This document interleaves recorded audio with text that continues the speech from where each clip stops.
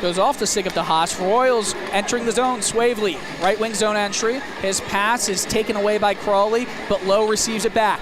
In the corner, in the trapezoid, it's now Gooch. Gives it up. Left point, Beaudry shot, blockered away by Lecouve, and the Mariners take it. But Lowe's forecheck is able to get the puck into the crease. It went off his skate and into the blue paint. And finally, Lecouve will freeze the puck just under 6 minutes into the second period. Royals still with the 1-0 lead. Shots 15-9 for Reading. When the Royals have scored first at home, they are perfect. 10-0. They are 4-1-3 when scoring first away, so definitely helpful to be at home with that early lead. I think this atmosphere is definitely an exciting one for the players. Royals win the face-off, and Strome in the trapezoid will control it. Tries to get it out of the office to Goudreau. Puck bounces off his stick to Rob Michael. Crocock, the shot, deflection, and it's saved by Lecouve, and Crocock keeps it in. He's still looking for his first ever professional goal. Rob Michael gets it to the left of Lecouve. Still holds it, pushes it up to the right point. Strome comes down to the corner with it and will hand it off for Mackin. Taken away by the Mariners, they can't clear. Crocock over to Michael. Right point, still holding, still moving. Dipsy doos Alex Coyle, and he's going to the left circle. Oh, Rob Michael, the sniper here. His shot is deflected and settled down by Coyle, who clears it to Crocock over the Royals logo. Almost 7 minutes into the second period, still 1-0. Corey Mackin hit hard by Coyle, and the Mariners will take it out. Sean Day, left wing zone entry. His pass centrally to Ted Hart. The ECHL contracted player will not make it to his blade, and Rob Michael will handle it and throw it out, taken away by the Mariners. Right around the boards, and it's off the boards. It's Goudreau, left circle shot, and it's a shoulder save, Lecouve. Royals have had some nice opportunities, but haven't finished all except for one. Corner boards. It's John Fergelli who takes it, gives it to Ty Ronning. He throws it off the boards, high up in the air. Luke Stork is able to keep it down. Royals wanted a penalty, but didn't get the call there. Ryan Colkin from Montreal will give it to Ronning, who dumps it to the right of Kirill Ustimenko. Hasn't seen much action in the second period. 7.5 in, 1-0 Reading leads.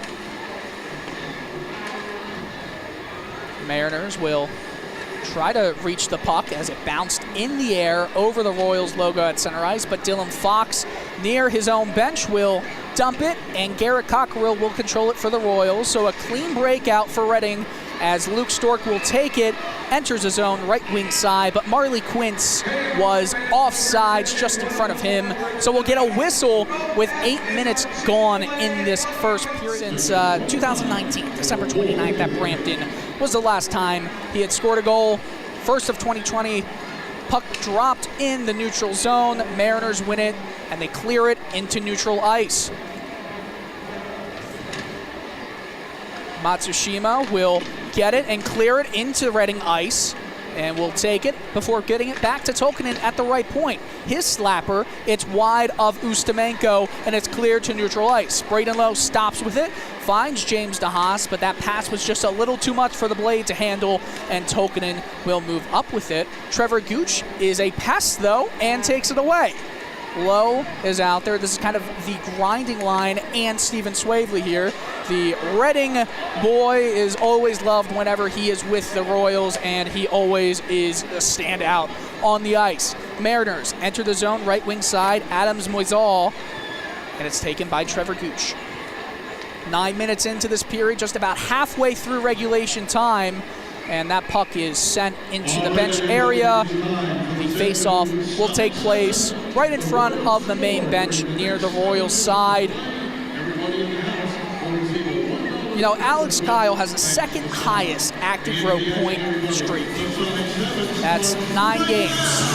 So if he fails to do it, get a point in this game, that'll make it 10 games without a single point. As you hear, the crowd is, or 10 games, and then he wouldn't get that point. But the crowd is very excited right here.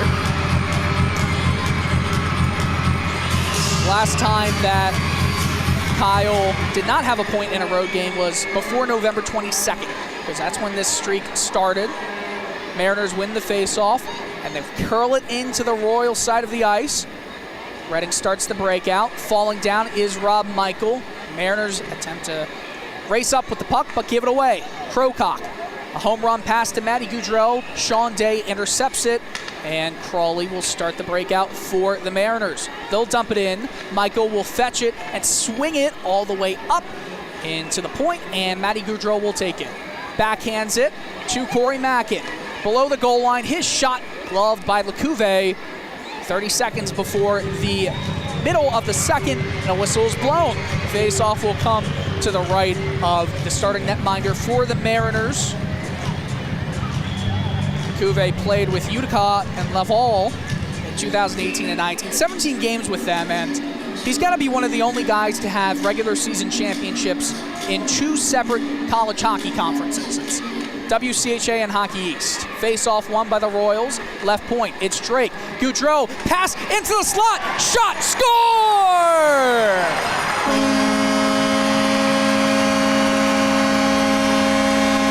It looks like Corey Mackin was the man in the blue paint who backhanded it home. It's 2-0 Royals.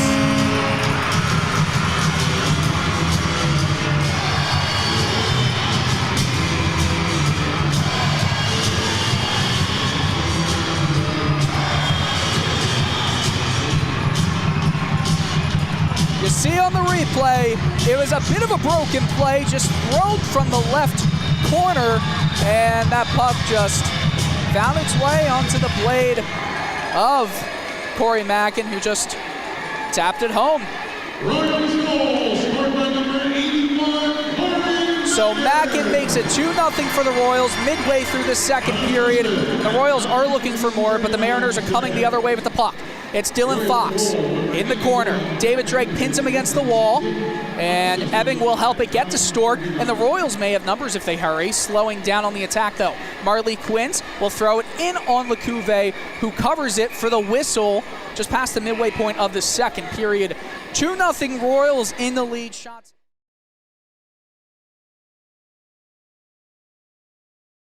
Further down pit road, we welcome in Dylan Coyle. Hi, Dylan. Hey, what's going on, Mark? Let's go back to the topic of Colton Herta here. I'm with his chief strategist, Brian Barnhart. Brian, what's it like kind of teaching a guy who has never been around this track before, a driver with as much potential and as young as he is? Well, he's obviously shown the great aptitude to be able to adjust and adapt at all the racetracks. It's one of those that we haven't had him before with an Indy Lights car, and with it being a 2-day show, and then we lost, of course, the first session this morning. It's a little added challenge to us, but he's shown a great ability to adapt. Colton Herta has finished his best one 18th on an oval this season. Is it just part of the growing process for guys young as him? We've all had our ups and downs a little bit as a team, as well as with him. That's part of, like you say, the growing process, and him being a rookie. The best part about it is we've had great pace everywhere we've gone, and early on in this session showing the same thing. We used a simulator day coming in over here, so hopefully that'll have some benefits for us. All right, so I'm going to give you the chance to kind of echo what Rob Edwards just said. You said you completely agree with him. What are the chances of Colton Herta staying with Harding Steinbrenner Racing next year? We're doing everything we can, obviously, to keep Colton in the Andretti and Harding Steinbrenner family, because we think he's got an incredible future, so we're going to do everything we can to make that happen. Thank you very much. Let's go back to pit road and check in with Dylan Coyle. Dylan? Hey guys, I'm with Larry Foyt here. Larry, you guys are starting in the back coming to the race tomorrow. Dirty air was an issue here last year. Do you kind of see it being an issue here again, and how do you kind of counteract that? I think it will be. I mean, nothing we could do about the weather. And unfortunately, we're down. That's what happens when you're having a tough year. Things just seem to compound you. And so not getting to qualify, starting in the back. I mean, obviously, Matei's pretty happy. He just went third quick. I think guys are starting to get on their second set of tires now. But, you know, it's still 500 miles. It's certainly tough to pass here when the guys get a little bit spread out, because the aero wash is tough. But we'll just see. I mean, I think if you have a good car, you got plenty of time to make some moves and get up front. So everybody's motivated to put on a show for the ABC race. So we need to do that. Obviously, there's been a lot of weather issues here in the past few years. Is there any benefit to a 2-hour-long practice? Well, I mean, the more practice, the merrier, I think. Usually you can also hurt yourself and you have a pretty good car and tune yourself out. But we definitely needed some good track time. So this is good because this is a fast racetrack. You got to respect it. And everybody's so close that pretty good session here. Do you guys have the driver lineup set for next year? Not yet. No, we're just getting into that now. So things are a bit wide open. We're just trying to finish strong best we can and hopefully learn some stuff to go into next year so we're not on our back foot like we are now. Has production kind of stopped on this 2018 car? Are you guys just looking ahead to 2019? Well, the thing is, next year the car is going to be pretty close to the same. So that's what you're working toward. We don't have a lot of off-season testing, so this is every race, all these practices are a test for that race, but they're also tests for the future. So you're trying to cross off things and learn things that are going to help you even next year. And that's the toughest part is in the winter, we're pretty limited on our testing, so this is really important track time. All right, thank you, Larry. First go to pit road. Dylan? Yeah, guys, I'm with Santino Ferrucci. He finished third on the charts, and you've got a very fast car. How's it feel out there? Man, for a first time race around this track, I'm enjoying it. It's definitely not called the Tricky Triangle for nothing. But no, it's pretty awesome, especially with all my friends here from our rally from Connecticut, everybody coming to hang out in this practice, and I have everyone from Coyle Manufacturing here, and no, we're having a blast. We're going to have a great time this weekend. Throughout the season on ovals, you've actually started and finished 10 positions from where you started. What do you like about ovals so much? What is it? I just like the rhythm, the consistency, everything that goes with it, Also, the racing is quite unique in its own ways. I feel like there's a lot of strategy to get out there and pass people. And, also one thing I learned about the oval is it doesn't matter where you qualify. You can always move yourself forward. And, the race is super long. And looking forward to starting, unfortunately 13th tomorrow. But I'm pretty sure we'll get our way forward. All right. Thank you, Santino. Over to Dave.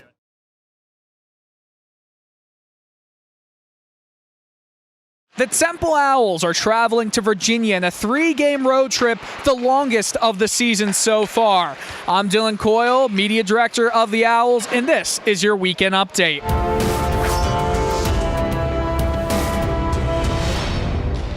We talked to head coach Pat Carroll and forwards coach Frank Blust about the two freshman goaltenders in Steven Glick and Joey Galitsky about what they have meant to the team in their first season and what they're going to be doing in the future.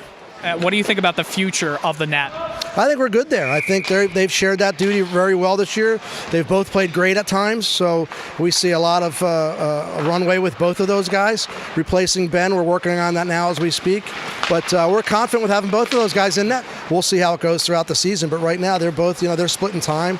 They're doing a great job campaigning that position, and we're confident with both of them. We've got some friends on the bench behind me. We also talked to Pat and Frank about their first seasons on the coaching staff of the Owls and talked about what they're going to do with some free time on Saturday. Well, you have to manage time, right? So that's a big thing. These guys have a very big class load. They've got time here. There's a commute involved, so you have to maximize your time that you have on ice. So these guys get the most out of it, so they have enough time to get back to campus and do what they need to do academically. We've really tried to move the puck a little more, getting pucks deep and trying to focus on our forecheck. Tend to puck watch a little more than we want to. So just working on my forecheck, where to be positionally, and getting in first. You got some free time Saturday. What are you going to do with it? We're not sure, actually. I got a couple things in mind, but I haven't had a lot of responses back from the Lynchburg, Virginia area as far as what they're going to allow us to do as far as accommodating 30-some guys. So I'm not sure. I have some ideas, but we'll see. We'll probably watch some film. I'm sure the coaches will meet up, and we'll watch some film from Friday night. Definitely keep up with the local games, Navy, Nova, Lehigh, all them. So probably just more hockey. You a fan of Star Wars? Not really, no. Star Wars Night, D1 Liberty. Oh, is it really? It is. Well, hopefully we bring our lightsabers and we put some pucks in it.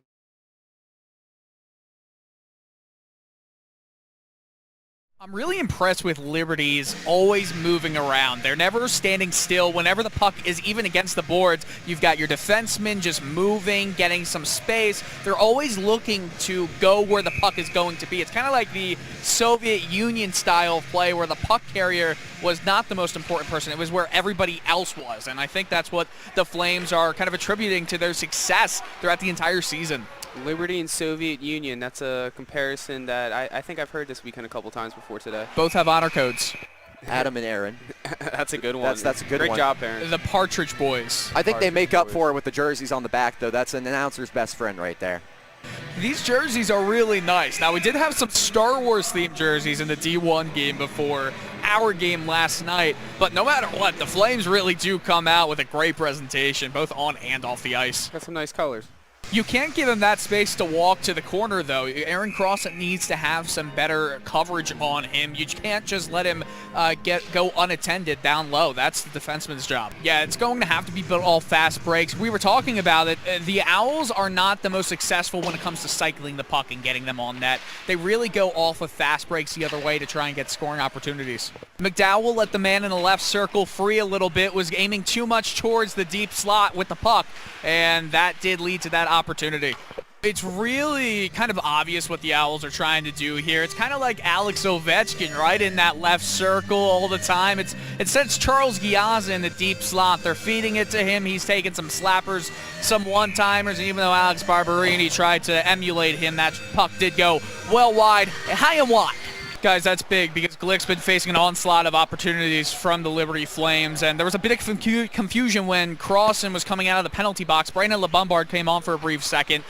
Crossan was asking what he was supposed to be doing. He kind of made an S curve, not knowing if he's going into the play or on the bench, and that led to an opportunity at the other end, but everything's good. Just confusion. Oh, and Sean McDowell's stick, it broke right as that was all happening. So fun times, but just got to get a whistle here. Guys, look for the Owls to begin overloading on one side. That's what Pat Carroll was stressing in that timeout as the 5-on-3 was getting started. He was also saying to make sure you crash in and help on the face-off if there's a tie-up. So that's what you saw when Andrew Kaiser took the face-off at the beginning of the 5-on-3. You saw that Nick Van Allen was crashing in. They won that. Still, 50 seconds left of a man advantage. Got to capitalize. You haven't at all this weekend.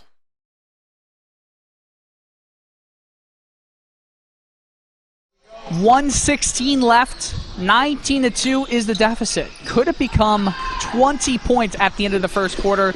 This is a rout so far. Stars moving up. They've got some of their bench players, their non-starters in right now. They have 10 total players, which is the maximum allowed in the Junior NBA Global Championship. 4 bench players for Empire. And this is the first time I feel like I've seen a full bench for Stars, as Nelson goes hard into the paint, and no fouls called, just going to be that she lost control of the ball while running inside. That was some heavy contact there. Yeah, I think that they weren't going to reward her for being out of control, and they also weren't going to penalize defense for just kind of standing there. I don't think that, or either reward the defense for standing there. All will Maine in Stars' favor. 54 seconds remaining. It's just spacing-wise. Somebody is going to find a little bit of an opening. If they get tight-knit together, somebody's setting a screen, somebody's trying to run around the pack, have someone run into each other and get wide open. Driving inside. Fanchuezi cannot hit it. Empire takes it away, but they lose control of it. Ball still bouncing around. No one can seem to get a grip on it. The back pass rolls into back court. Whistle blown, back court violation. Empire will have control with the shot clock unplugged. Sometimes you see that, continuing that inbound conversation, that line, that's a common tactic in a lot of sports set pieces, you know, when an inbound pass is no difference. Where right when you're about to inbound it, everyone kind of separates. It's hard to control everybody. Right here with 15 seconds left. Don't take the shot. Just pull it back. She hits it. Giving MCW Stars enough time to get another shot off. Well, Madison Roman does not want to listen to you. The other way, 3-point attempt. It's no good. Hit front of the rim. 19-4. MCW Stars well on their way to Orlando. We'll be right back here on 11 Sports.